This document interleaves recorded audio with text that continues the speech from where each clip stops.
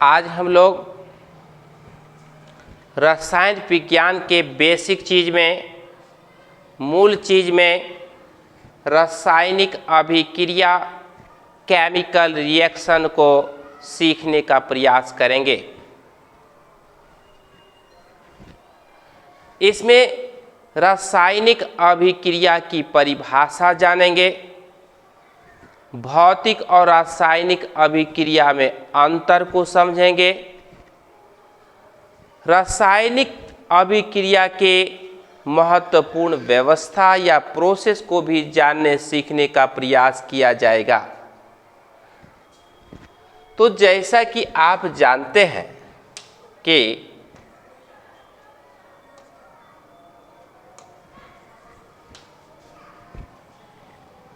यह जो भौतिक अभिक्रिया है,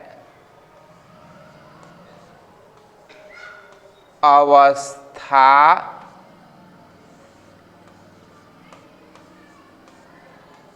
परिवर्तन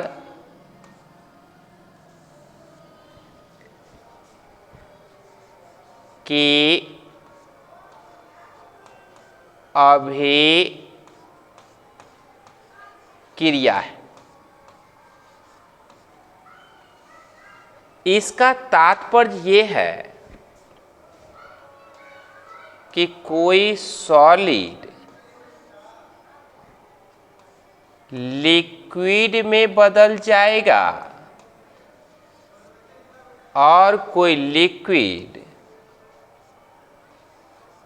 गैस में बदल जाएगा।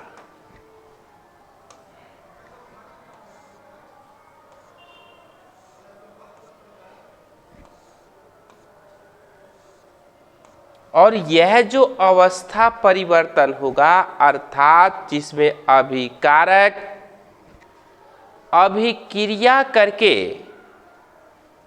ऐसे पदार्थ का निर्माण करेगा जिसके गुण मूल पदार्थ के समान होंगे, अर्थात उस पदार्थ को प्राप्त करना संभव हो सकेगा उसकी अवस्था को परिवर्तन करने पर।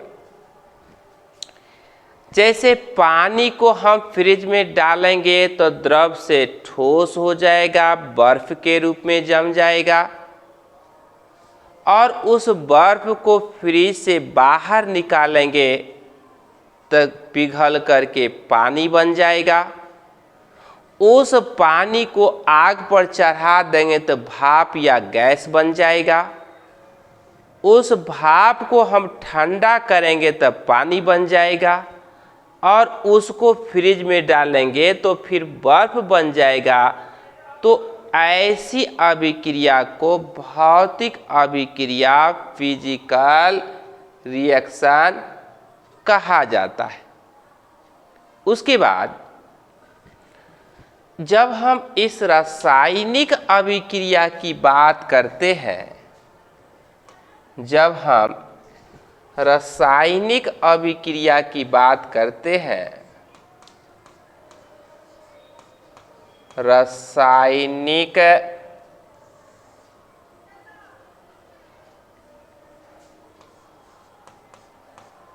अभिक्रिया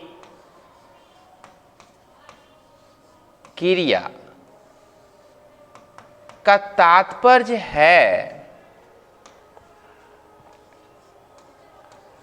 ऐसी अभिक्रिया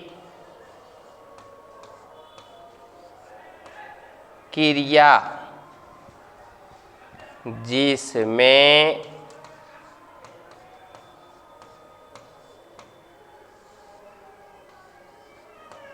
अभिकारक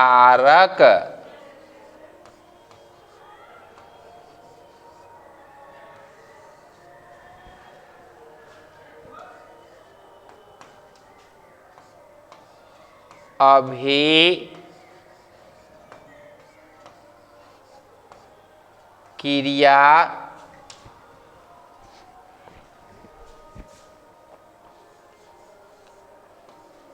करके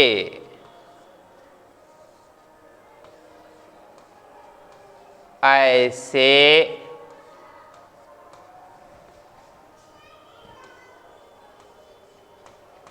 प्रतिफल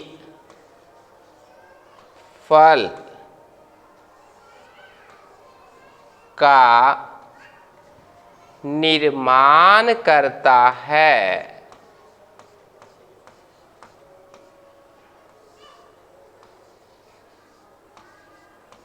निर्माण करता है।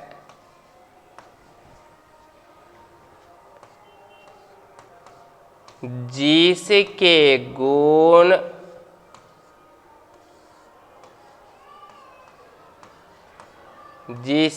गुण मूल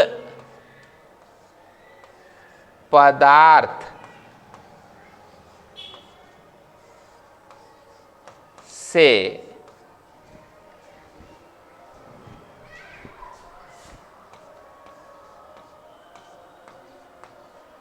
भिन्न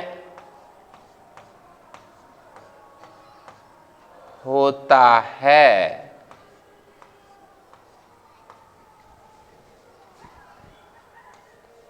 उसे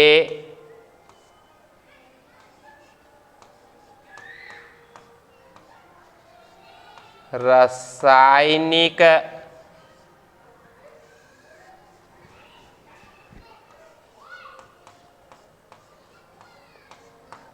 अभिक्रिया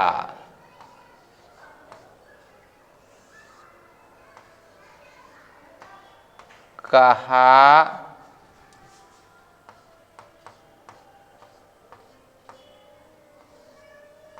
जाता है। अर्थात ऐसी अभिक्रिया जिसमें एक या एक से अधिक प्रकार के पदार्थ, या हम कह सकते हैं दो या दो से अधिक प्रकार के पदार्थ आपस में अभिक्रिया करके ऐसे पदार्थ का निर्माण करता है, अर्थात नए पदार्थ का निर्माण करता है जिसके गुण मूल पदार्थ के गुण से अर्थात अभिकारक के गुण से भिन्न हो जाता है। ऐसी अभिक्रिया को रासायनिक अभिक्रिया कहा जाता है। और यह भी है कि भौतिक अभिक्रिया में अभिकारक का निर्माण अर्थात मूल पदार्थ को फिर से प्राप्त किया जा सकता है, लेकिन रासायनिक अभिक्रिया में मूल पदार्थ को प्राप्त करना बहुत कठिन है। अब हम लोग ध्यान दें, कैल्शियम ऑक्सीजन के साथ अभिक्रिया करके कैल्शियम ऑक्साइड का निर्माण करता है। कैल्शियम ऑक्साइड जल के साथ अभिक्रिया करके कैल्शियम हाइड्रोक्साइड का निर्माण करता है। कैल्शियम हाइड्रोक्साइड कार्बन डाइऑक्साइड के साथ अभिक्रिया करके कैल्शियम कार्बोनेट का निर्माण करता है। कैल्शियम कार्बोनेट को जब गर्म किया जाता है तो कैल्शियम ऑक्साइड और कार्बन डाइऑक्साइड में टूट जाता है। अमोनियम क्लोराइड टूट करके अमोनिया और हाइड्रोक्लोरिक अम्ल का निर्माण करता है। अर्थात रासायनिक अभिक्रिया में भाग लेने वाले पदार्थ को अभिकारक या प्रतिकारक कहा जाता है, रिएक्टेंट्स कहा जाता है। अभिक्रिया के उपरांत बनने वाले पदार्थ को प्रतिफल या उत्पाद या प्रोडक्ट कहा जाता है। फिर हम लोग देखते हैं अभिक्रिया का वेग या दर।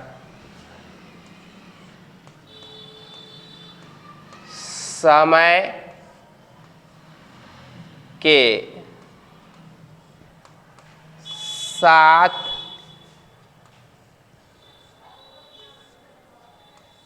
साथ या हम कह सकते हैं इकाई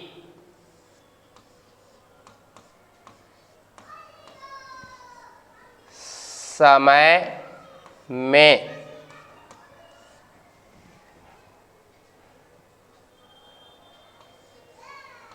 रासायनिक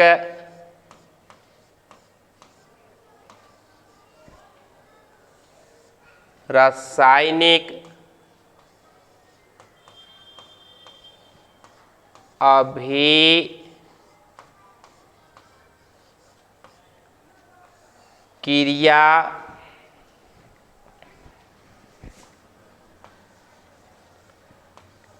के दौरान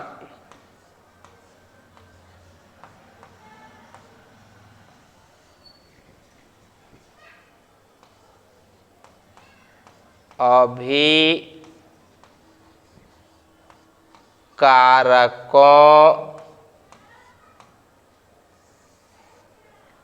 या प्रतिफलों के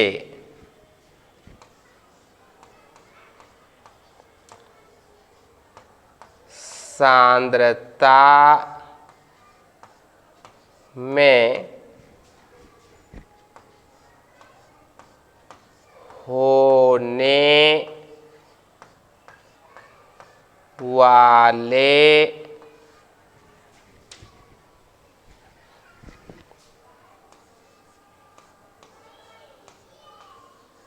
परिवर्तन को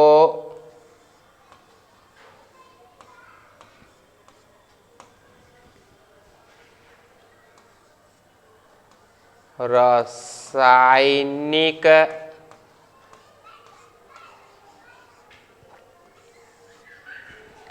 अभिक्रिया का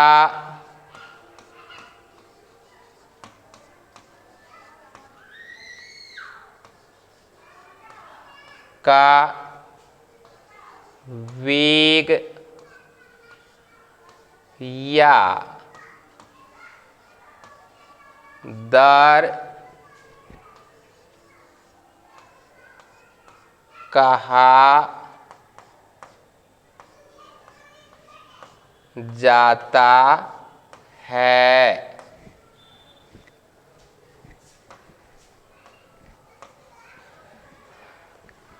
अब हम लोग इसको इस तरह से भी लिख सकते हैं कि R यह अभिक्रिया है और यह प्रोडक्ट है। R ऋणात्मक है और प्रोडक्ट धनात्मक है और इसको क्या कहते हैं? अभिक्रिया का वेग या दर। अर्थात समय के साथ साथ अभिकारकों की सांद्रता, अभिकारकों की मात्रा लगातार घटती जाती है और प्रतिफलों की सांद्रता या प्रतिफलों की मात्रा लगातार बढ़ती जाती है। इसी को जो इकाई समय में घटना बढ़ना होता है, इसी को अभिक्रिया का वेग या दर कहा जाता है। अब रासायनिक अभिक्रिया कई प्रकार की होती है। उत्क्रमणीय अभिक्रिया ऐसी अभिक्रिया जो दोनों दिशाओं में ऐसी अभिक्रिया जो दोनों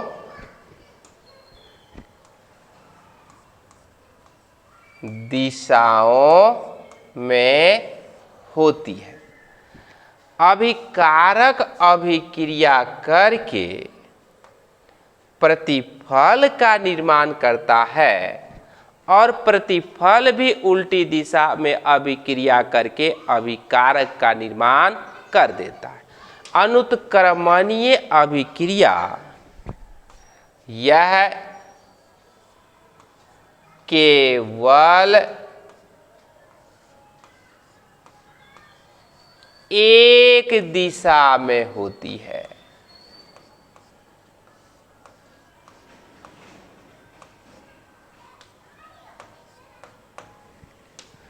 उसके बाद ऊष्माक्षेपी अभिक्रिया, ऊष्मा उन्मोची अभिक्रिया, जिसमें ऊष्मा बाहर निकलती है, जैसे चूना को पानी में डालेंगे। ऊष्मा शोषी अभिक्रिया, जिसमें ऊष्मा अवशोषित होती है। अपघटन की अभिक्रिया, अभिकारक टूट करके छोटे छोटे कण का निर्माण करता है। यह जल अपघटन हो सकता है जल की सहायता से, या विद्युत अपघटन होता है विद्युत की सहायता से। धन आयन या ऋण आयन का निर्माण होता है। विस्थापन की अभिक्रिया, एक तत्व मतलब अभिकारक के साथ जो एक या एक से अधिक परमाणु है दूसरे के साथ जाकर के जुड़ जाता है। प्रतिस्थापन की अभिक्रिया, यह अपने स्थान को बदल लेता है। बहुलकीकरण की अभिक्रिया, छोटी छोटी समान आकार की एकलक इकाइयां एक दूसरे से जुड़ करके जटिल और लंबी श्रृंखला वाली इकाई का निर्माण करता है।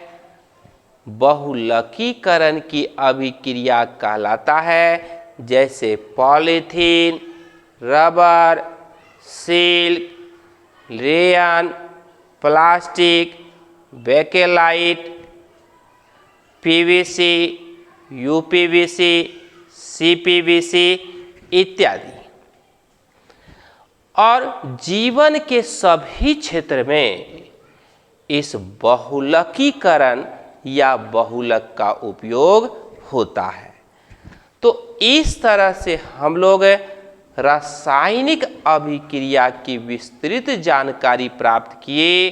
आशा और उम्मीद की जाती है कि इस वीडियो का बार बार अध्ययन आपके लिए मील का पत्थर साबित होगा और आप अपने पढ़ाई की व्यवस्था को बहुत बेहतर कर सकेंगे।